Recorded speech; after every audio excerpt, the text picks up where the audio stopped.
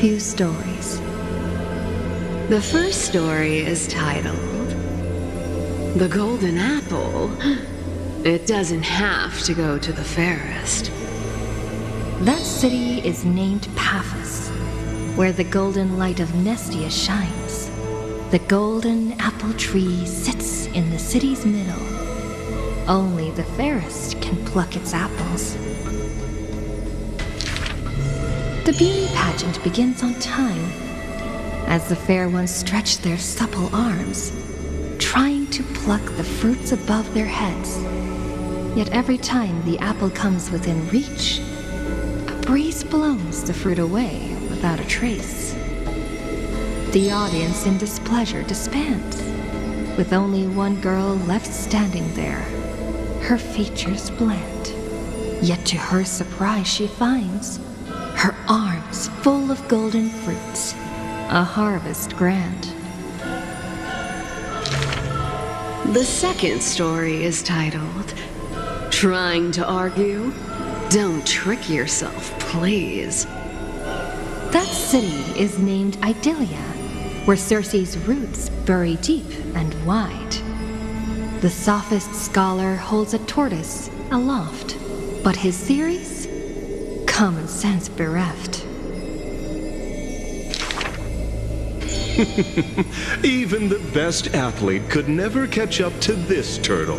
None can overturn him in arguments, and he obtains the champion's crown in merriment.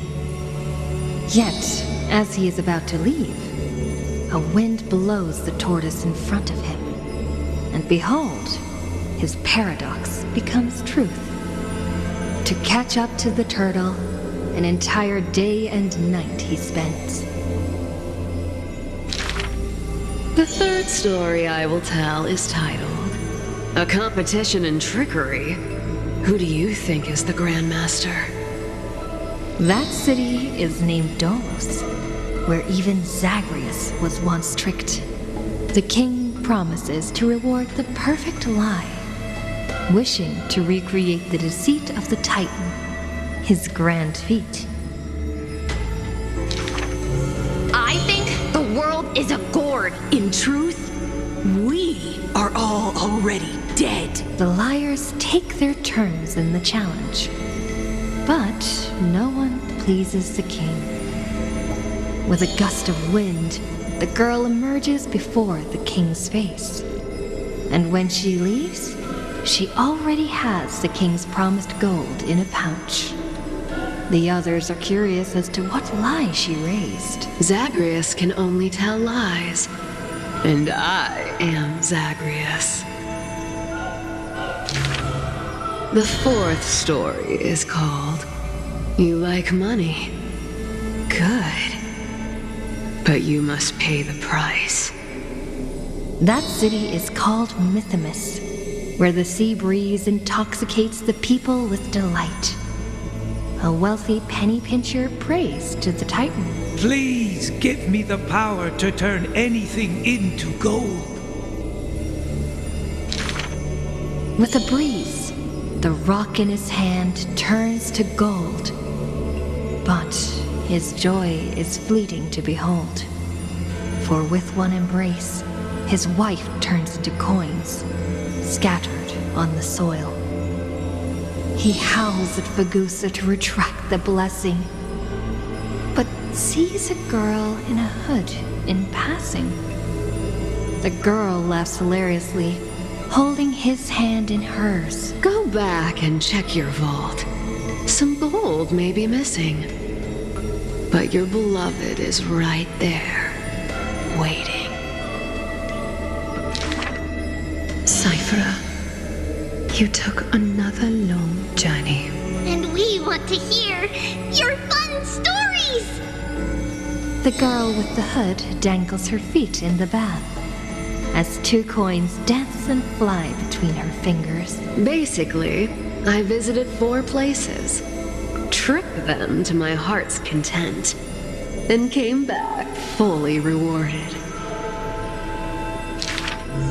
The girl pauses her words and looks out the window. as the light above the Titan's shoulder casts her right cheek aglow. The dawn will never cease, and the thief star wanders in foreign lands. How would you know that I am not lying right now?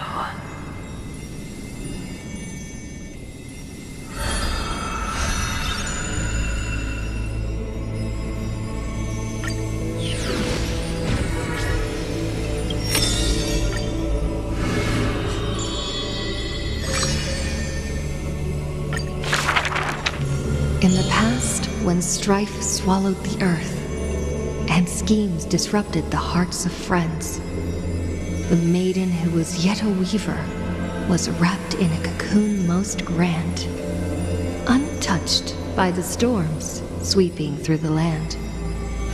She spent her youth in a palace of romance, surrounded by treasures, with even maids beautiful beyond belief, often bathing in the praise and admiration of wealthy nobles.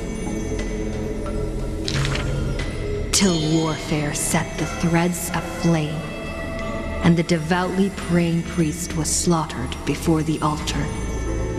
The family, adored by all, perished before their courtyards, and the blood of her maidservants dyed her golden mantle red.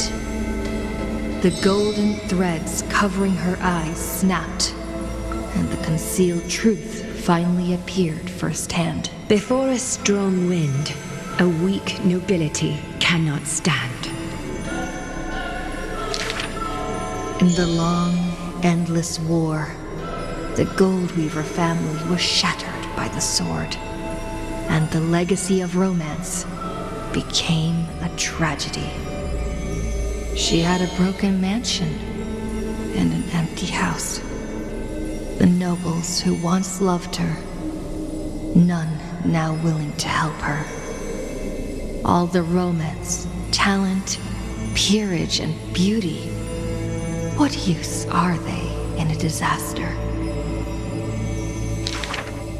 As she closed her eyes in melancholy, the maidservant pushed a broken loom to her earnestly. Miss, would you like to pick up the shuttle again and weave for me? The young miss wanted to laugh, but she could only respond with shock, for the maid's face was now covered in scars as she fought to protect her mistress's safety. Though I can no longer see, I still want to don the garments you weave.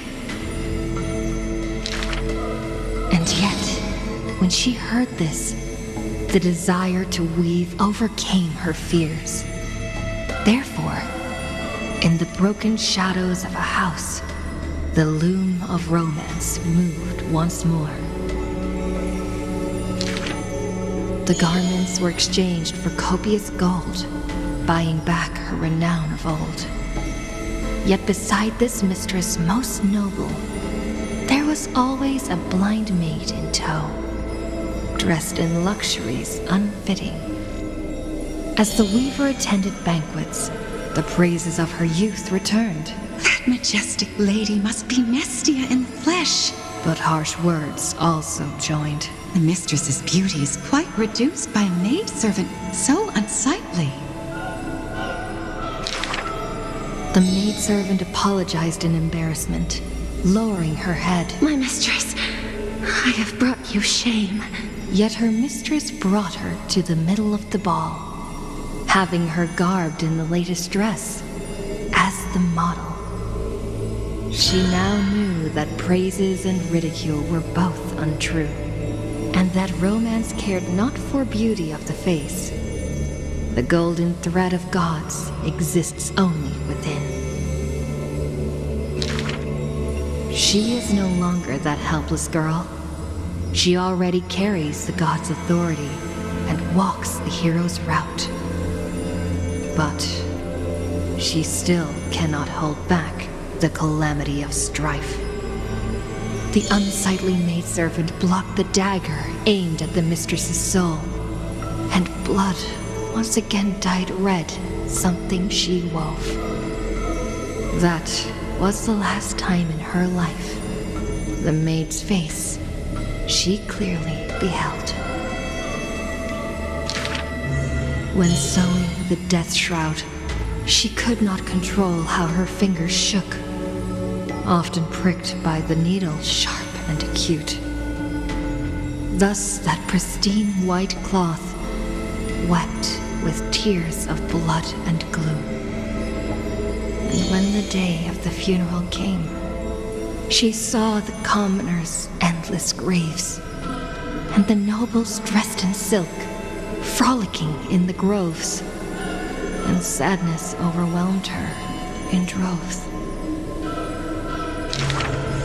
Is this the destiny unleashed for their act of chasing God's core flames?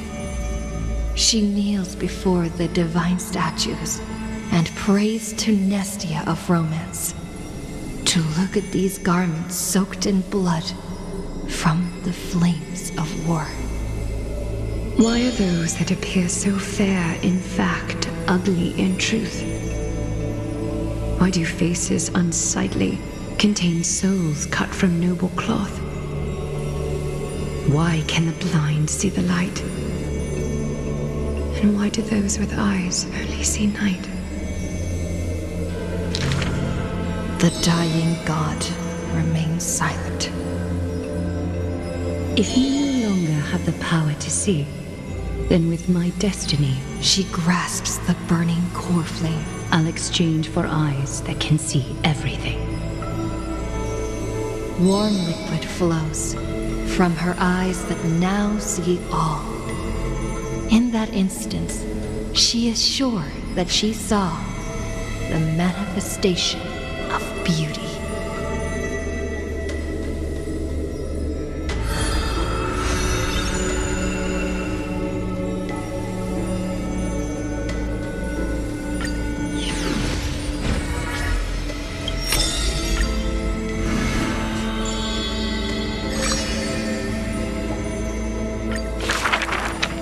To the dead, when she bids farewell, she casts this slate into the fire, an act futile. I have never heard of lands with such customs. At this time, something drizzles down the slate, full of colors, seemingly tears for the reaper of chills. It turns out the slate is inscribed with poems, and every phrase is diligently colored with skill. Before people pass away, I write down these poems. That is the limit of the girl's answer, and she only responds with silence for requests to read these poems. As time goes by, she finally opens her petal-veiled heart, and the reason behind her reluctance to show her work is finally clear. My poems are still too green. Not worthy to be art. It stems from the girl's shame and discomfort.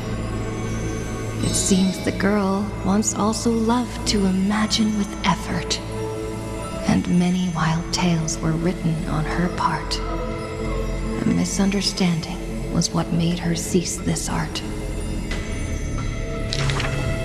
It was a pair of arch-enemies who gained fame in the war. One of them burst into laughter after reading the girl's poetic words. He and I clearly wish to kill and tear each other apart. But in your eyes, you think we are close, unable to part. She did not write poetry as a pastime. It is said that she left great works under hundreds of names. In different times, she even criticized her previous beliefs, making her identity even harder to assume. I still found her weakness after many twists and turns. No matter how fickle her thoughts, she never lost faith in those words regarding the value of fragile mortal lives. She is heartbreaking and enchanting. She is the fingertips of death and the ghost of love and poetry.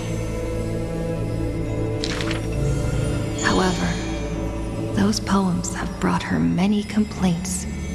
The poems that her hands composed all lack an ending of any kind, and the Maid of Death has no desire to continue them.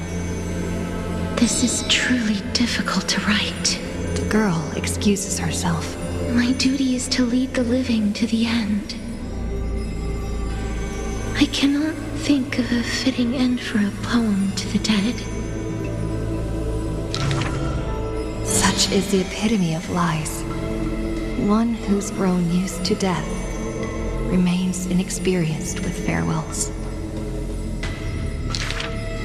Therefore, I extend her an invitation. In the story belonging to herself, she can leave an ending reserved only for her. What she brings is not only death. She thus replied when we first met, and when we meet once again for the last time, she again deliberates over this closing statement. Apart from death, there is something else that is worth remembering. That is the journey she walked.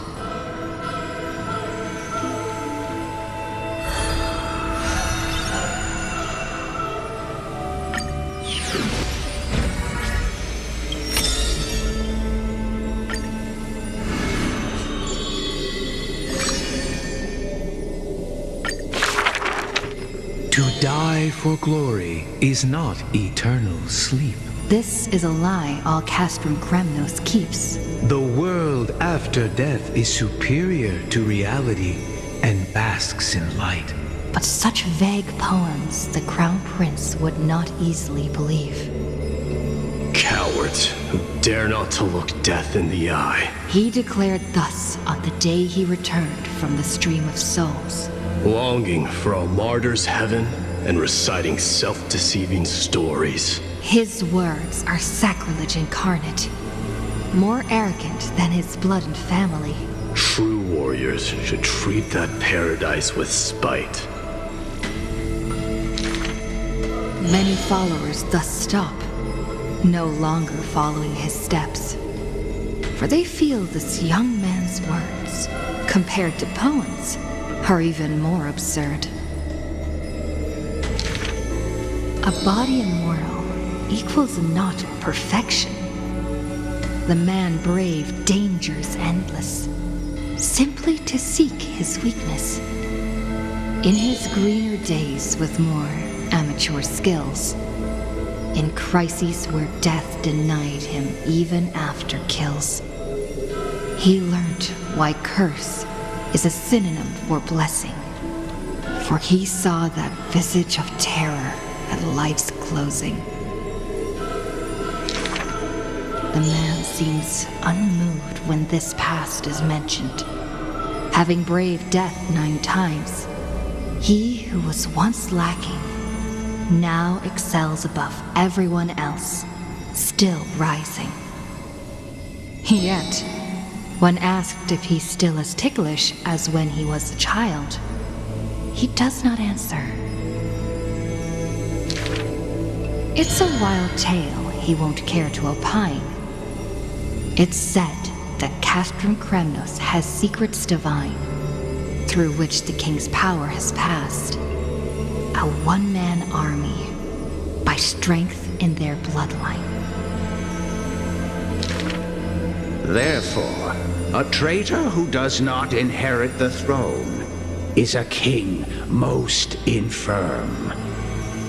As the protagonist hears these words, he refutes not, but openly responds. These are not rumors unfounded. But will they matter if my deeds eclipse those of all other kings, achieving glory beyond? Never turning back in war, he seizes all our glory. That rumor in the war camp of fury often casts a shadow on the man's heart, indestructible and fiery. When campaigns become mired in terror, he sends his army to places safe and secure. Yet alone he goes to fight, knowing death can touch him ne'er.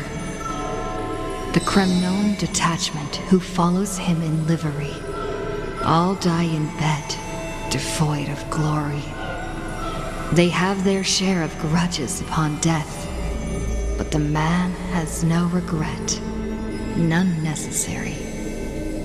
Your glory lies not in death, but in my hands. The dust settles, and strife calms. A deathly quiet covers his father's realm, and the man, alone, returns home. A question seems to sound from shadows of the past around. Did you already walk that flame-chasing road, O King? Atop the throne, the man mutters alone. There's nothing else worthy of the hunt, for I am the blazing fire at the journey's end. As it has been foretold, he killed the king to become a king, and killed the god to become a god. His eternal destiny is to be crowned in blood.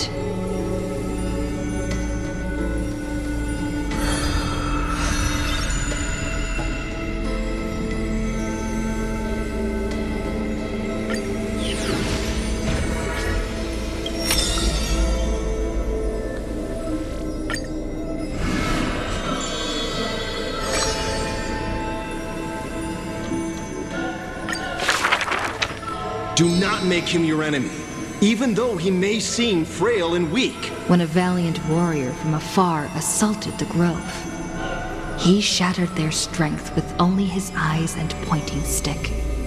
He sent them running, pride cut to the quick. He may seem cold and unkind, but he sees through human emotions with just a peek. A student was troubled by love's trials and aches. With one sentence, he guided them away from heartbreak, letting destiny's strands weave a path to love and happiness's shape. All is science, and human wisdom knows no bounds. Both martial prowess and emotions are knowledge that can be found. He firmly believes that all things can be deciphered, bared to those who peek. Those that cannot be solved are not mysteries infinite, but only questions waiting to be answered, not obstacles bleak. For those who only protect themselves, the world cannot see their intentions. In sorrowful, parting hours, the scholar refuses trifling matters. Isolated in a corner of his library, he fiddles with instruments of crafters. Colleagues suspect him of creating new blasphemies, while students believe him to be making new miracles of mastery.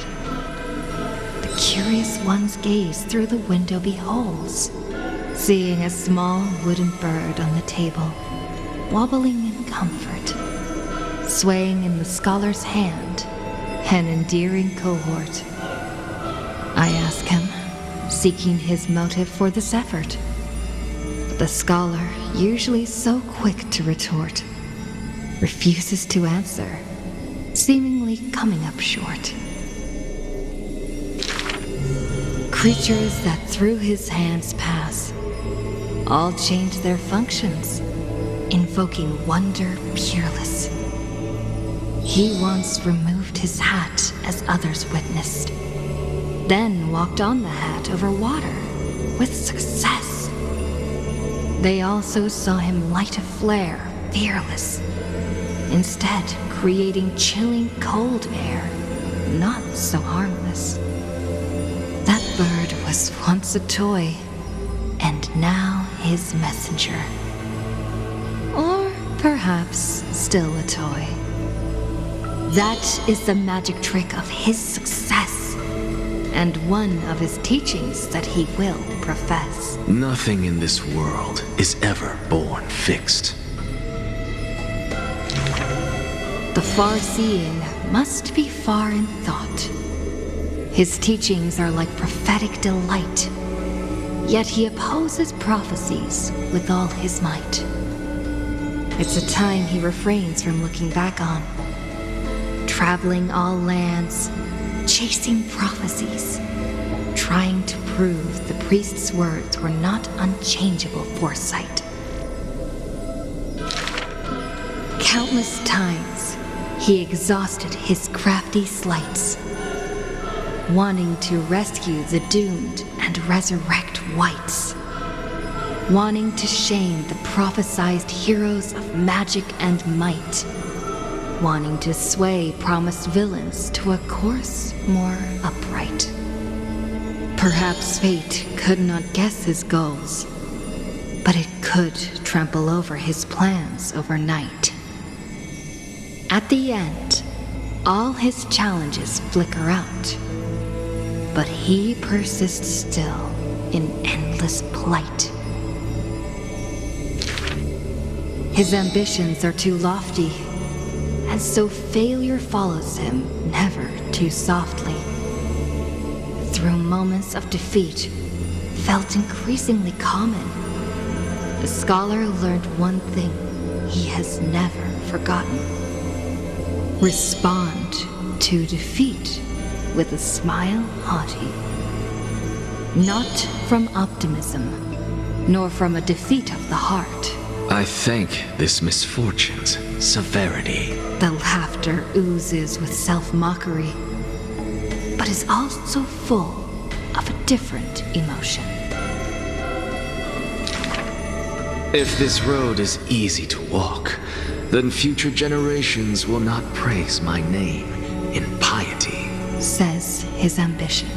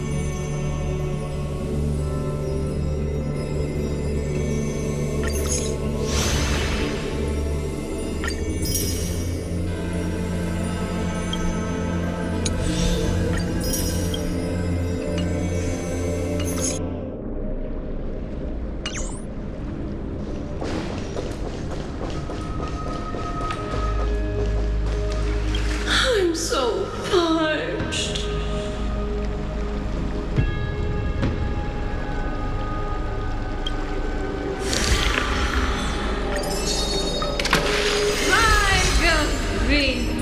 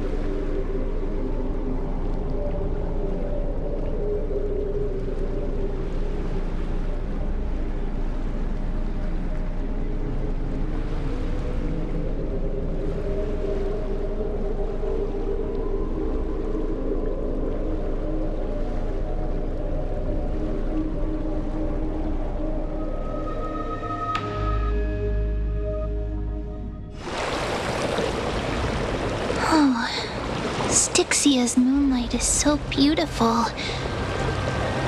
And the River of Souls is so quiet. It's like everything that happened was just a dream. I wonder if Cass is doing okay on the other side. If I write a letter and put it in a drift bottle, will she be able to read it?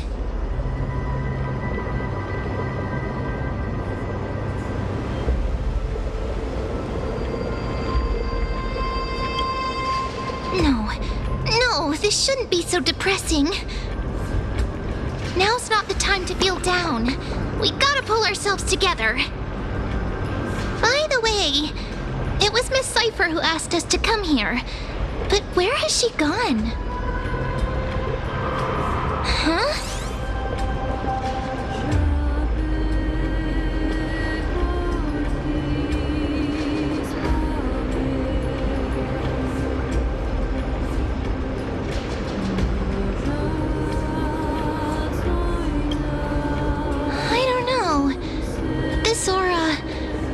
Feels so familiar. Let's go check it out together. Be very careful. I have a bad feeling about this.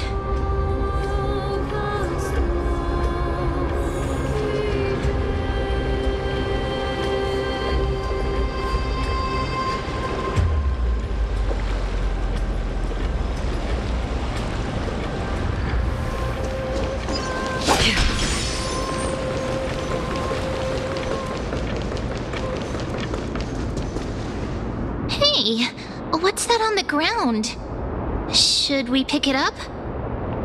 Careful, careful.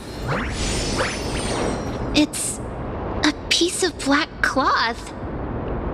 Now, where have I seen this before?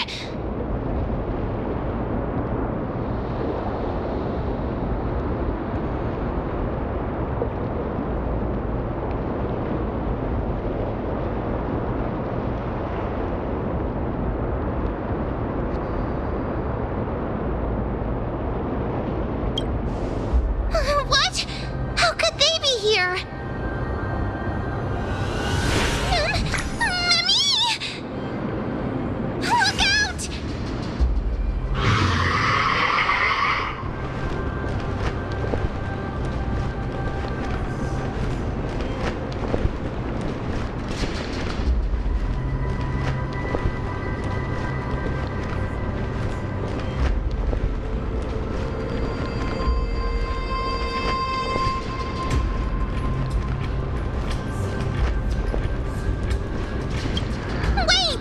We both know what this thing can do!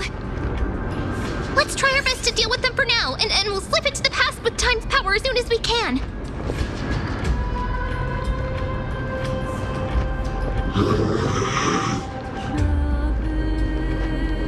The River of Souls is full of fish, big and delicious. What?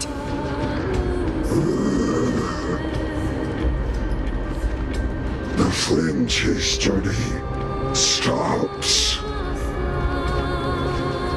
Yeah. Meow?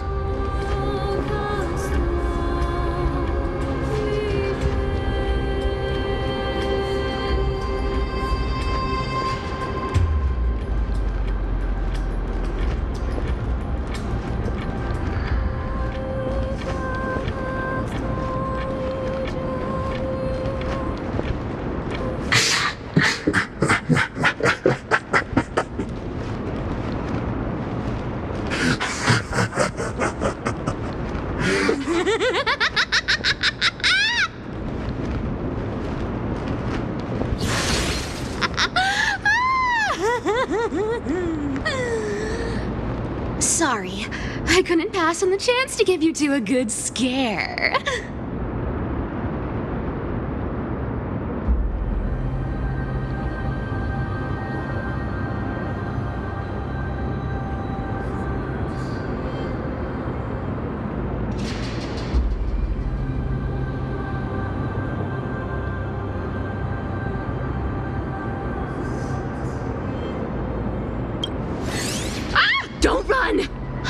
real cipher.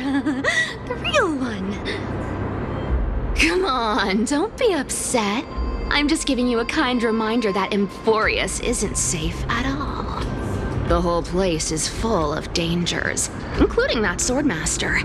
Make sure you stay on your toes, no matter where you are.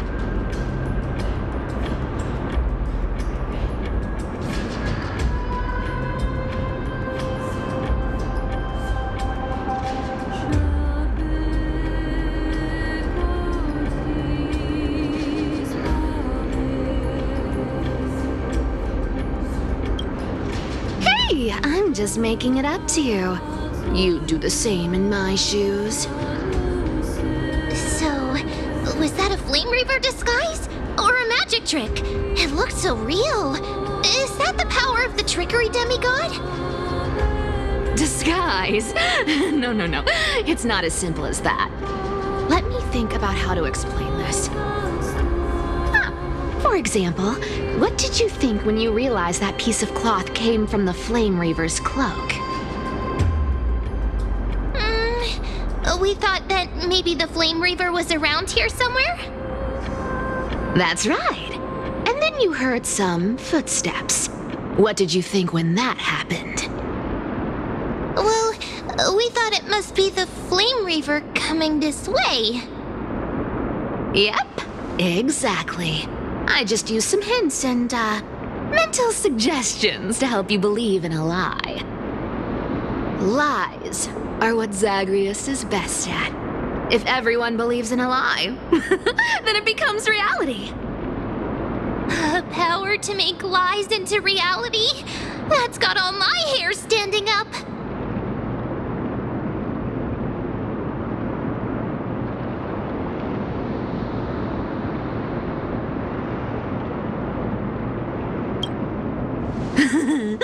I sure love your arrogance, Gray Mystery. The seamstress trusts you for a reason. Someone as honest as you couldn't trick me even if you wanted to. So, there's no harm in telling you. Besides, we still need to team up to go treasure hunting, right? Let's wrap up here. It's time to get going. Oh, was that your teleslate?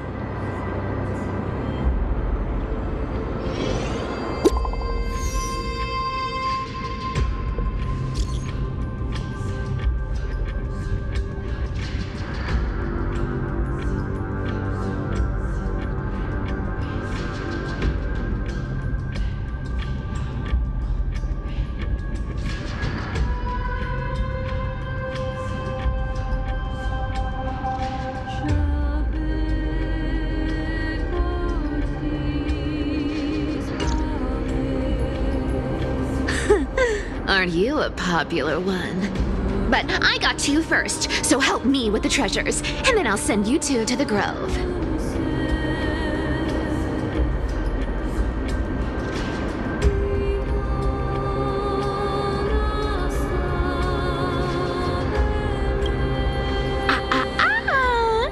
Curiosity killed the cat, you know. Do you think I'll spend it all? That's so not why I hunt for treasures. Don't forget, I'm a demigod too. And there's a line reserved for me in that stupid prophecy as well. You shall walk with greed and die over petty change. But I don't believe in that. As long as I keep collecting treasures, then I won't need to care about petty change. And as long as I don't hurt other people when I get what I want, I won't be walking with greed. Right? Isn't that simple? So, as long as I keep going down this path, all those predestined prophecies and fates will never catch up to me. That was a long speech. I'm getting thirsty at this rate. The treasures of Styxia aren't gonna float up on their own. Come on, Gray Mystery. Show me what the authority of time can do.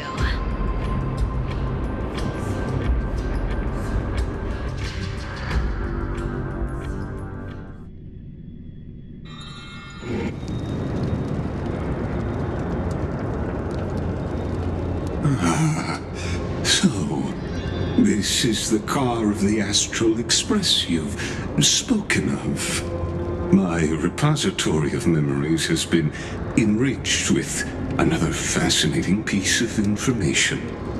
Thank you for leading me here, Lord Donham. I'm surprised a council elder like yourself would be willing to journey so far to inspect the Express. Archimans hold wisdom and knowledge in high esteem. If the citizens knew of your origins, I'm sure more would be intrigued by the Trailblaze. Sadly, discussions about the world beyond the sky remain taboo. It's been quite some time since you first arrived in Akima. Presumably, you've been looking for a way to leave ever since. I've been actively gathering clues and testing different things. Sadly, the more I find out, the more powerless I feel. Don't be too hard on yourself, my lord. This puzzle has stumped Amphoreus' scholars for centuries. It isn't something you can solve overnight, even someone as gifted as yourself. In the Grove, I discovered extensive research on the Sky Titan. It appears that many scholars from Amphoreus believe the taboo against the world beyond the sky stems from a curse cast by Aquila. Exactly. Of the 12 Titans of Amphoreus, Aquila is known for being the most capricious. The weather itself reflects their mood. Tranquil sunshine, mournful rain. Aquila's breath is a brisk wind, and their cries resound as thunder in a storm. Additionally, Aquila is one of the 2 Titans whose core flames have yet to be returned. The sky above affects every citizen. It's clear that Lady Aglaya's decision to confront Aquila at the end of the Flame Chase journey was a carefully considered strategy. If returning Aquila's core flame can break the sky's curse, we won't have to exhaust ourselves searching for a way back. We can simply focus on aiding the Chrysos heirs. Anti-Catherians have no home to return to, so I understand your concern for your old friends and homeland. I used anti-Catherian technology, or scanning, as you might call it, to assess this car. Assuming my judgment is correct, I might be able to conduct a thorough overhaul of its power systems. Really? But... Of course. That's only if you, my lord, permit me to interact with it. By all means, please, proceed. But be careful. The Express's thrusters are extremely delicate. You honor me with your trust. I will be very careful.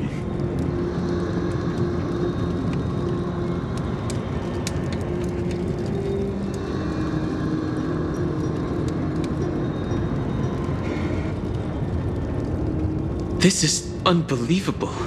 You seem to understand its structure perfectly. Have you repaired something like this before? Not exactly, but we Anti-Catherians are inherently sensitive to machinery, carefully endowed our kind with a unique advantage for analyzing and learning. If you give me some time, I might be able to fully restore this damaged car to its former glory. Then you and your esteemed companion could set off on your return journey sooner. But isn't the real issue with Aquila? Hypothetically, Lord Donhong, if I could open up a path out of Amphoreus that circumvents Aquila's divine punishment, would you consider ceasing your support for the Flame Chase journey?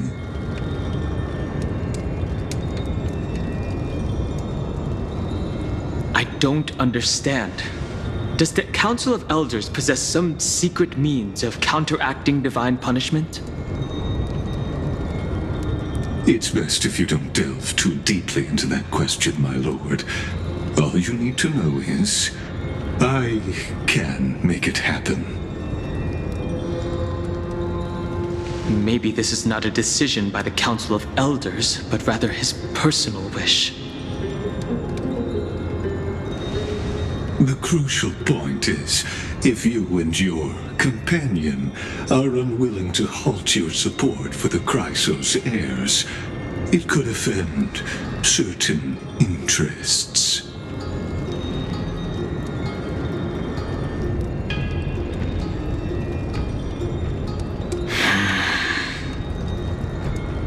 Forgive me, Lord Lygus, but I must be frank. When visiting Dawncloud, I reviewed the records of many council elders.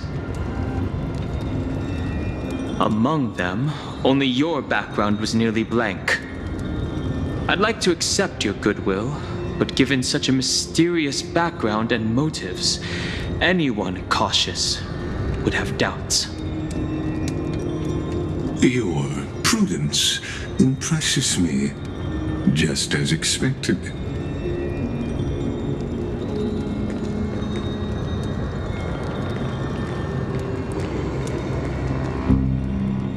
Are these people... Is this a trap?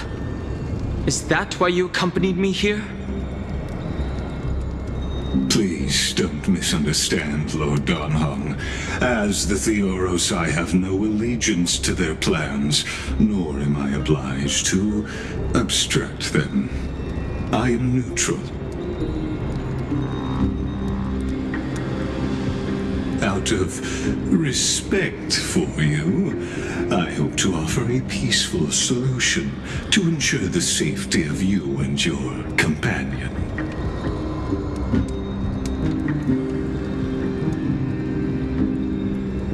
One against four, then. Just to confirm, if things turn ugly later, will you help? I will not. As I said, I remain neutral.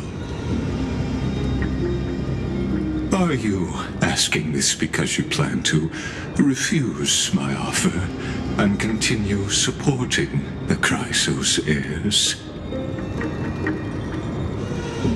You weren't wrong about one thing, Lord Lygus. Indeed, we must try to return to our companions. But our companions now also include the flame-chasing Chrysos heirs. The Nameless cannot and will not ignore the fate of our companions. So I see. This is what you call trailblazing. When I asked if you'd help, I meant the ones who need help are them.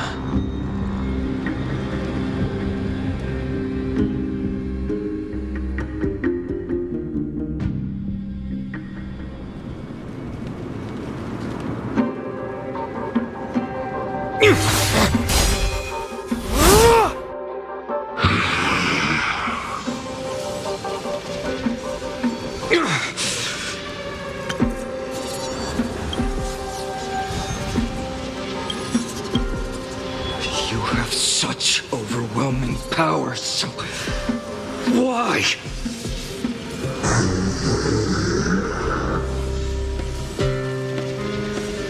Answer me!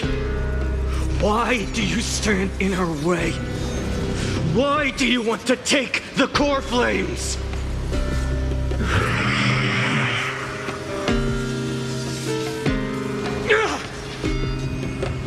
Oh no! He can't hold on anymore! Drag him back here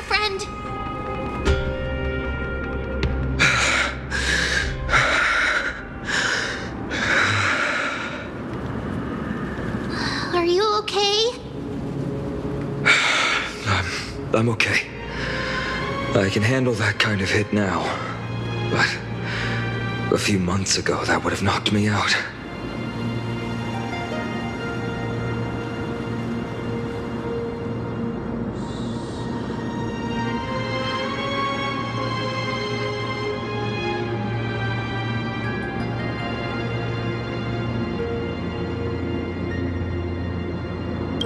Thanks for worrying, buddy. Thanks for the help. To face Aquila and other potential threats, I must sharpen myself with the most aggressive methods. Even so, it's impressive you thought of this training method. Battling the phantoms of the past in the River of Time? It's just like the hyperbolic time sanctum that the bards describe. It's working pretty well, wouldn't you say? But combat isn't just about strength and skill. You also need the right weapon. Compared to that guy's weapon, mine feels like I'm swinging a lump of iron. I can't tell you how many swords I've gone through since the training began.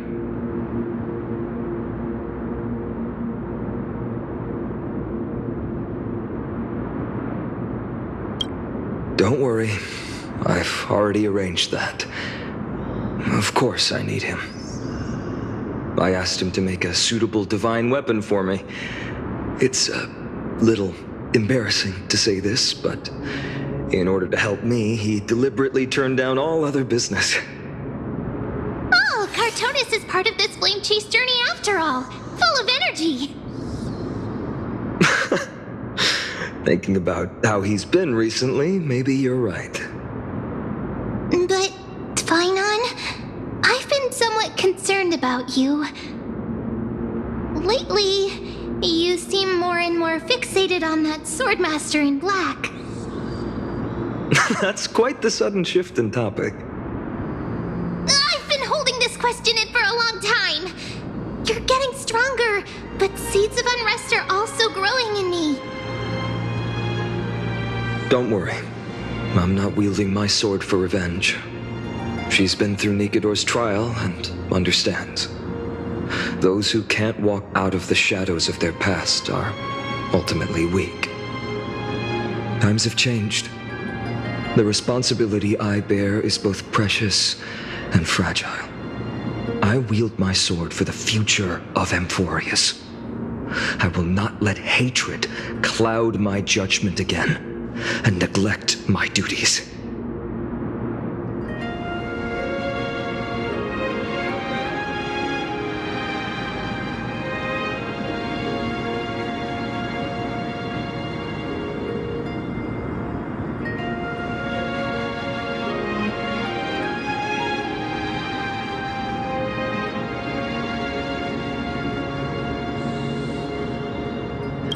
I'm far from finished.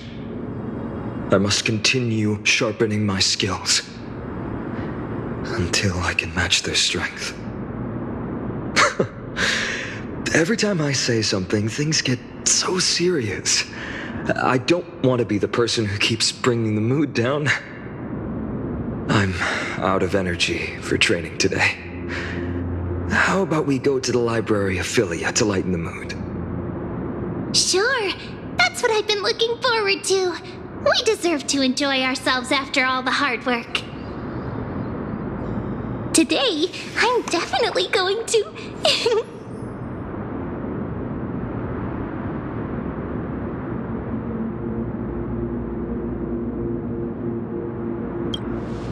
A girl's little secret. Don't pry.